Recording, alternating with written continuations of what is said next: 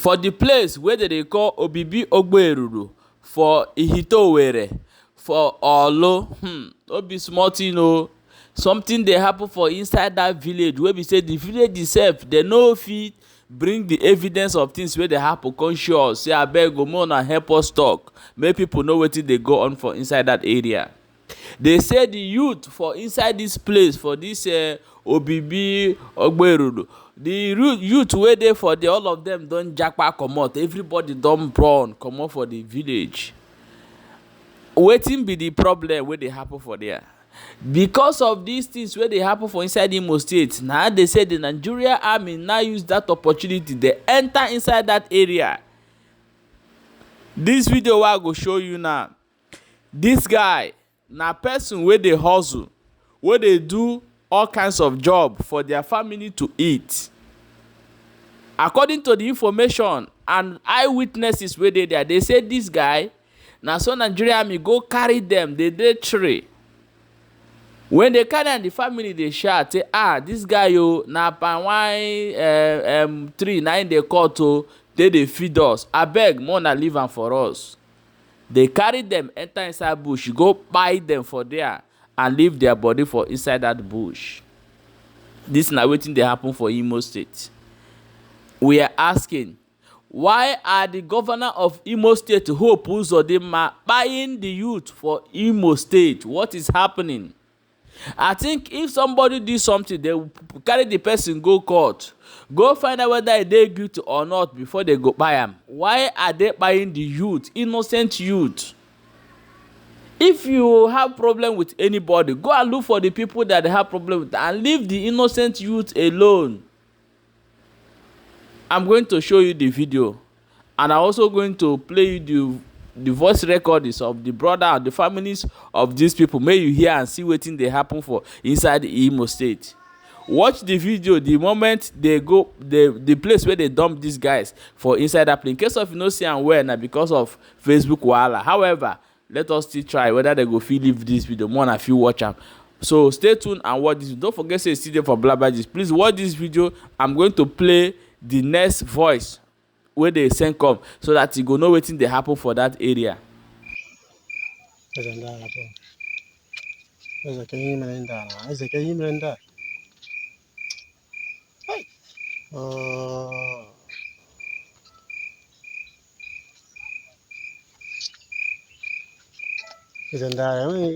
boy, what waiting now?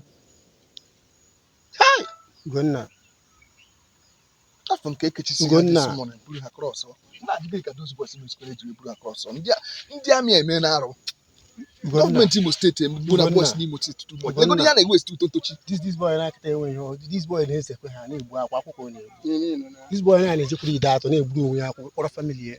All do to million. The family and Katana just they cry.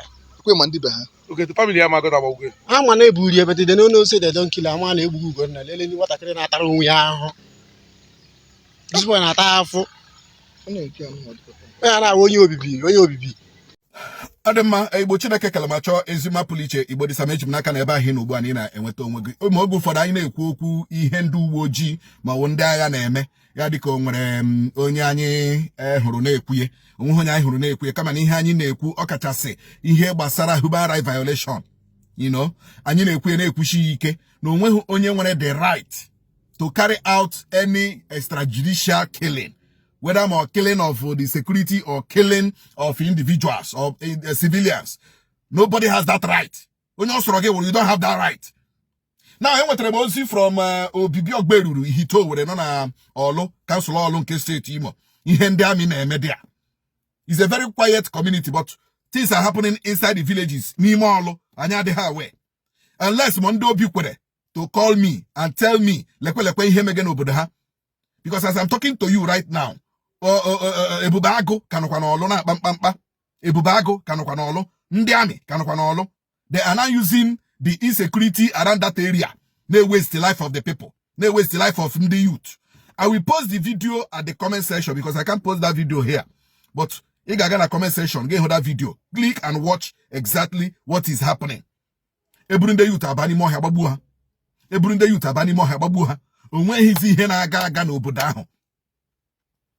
ahụ ga-ebe ị na-aṅụ mmanya ịghọọla onye ESN ịghọọla onye IPOB ịfụba gị n'ime ọhịa gbara gị dowe. You will see the video na comment section, but let me play this voice note first so that ka ị mara kpọmkwem na ihe na-emenụ n'obodo a na-akpọ Obibi Ogberuru Ihite Oweřre na kansụl ọlụ nke steeti Imo. Good evening. Because here a video name here just one. I just remember to listen to this in. Because when I get sick to the Obibi Ogberuru it will watch us. Because fight for us. And my voice message. Because people are going down secretly here every day. Ndame. I be hard to that's many of them have lost. Obibi watchers now also na ban Obibi. Ogberuru Ihite Oweřre. And what's the Eric Abia Palo? So I mean, next like I want to anymore. I can go there back we had and what or us in their fuso and I got fuso, but this is getting too much. This one just happened 2 days ago. 2 days ago.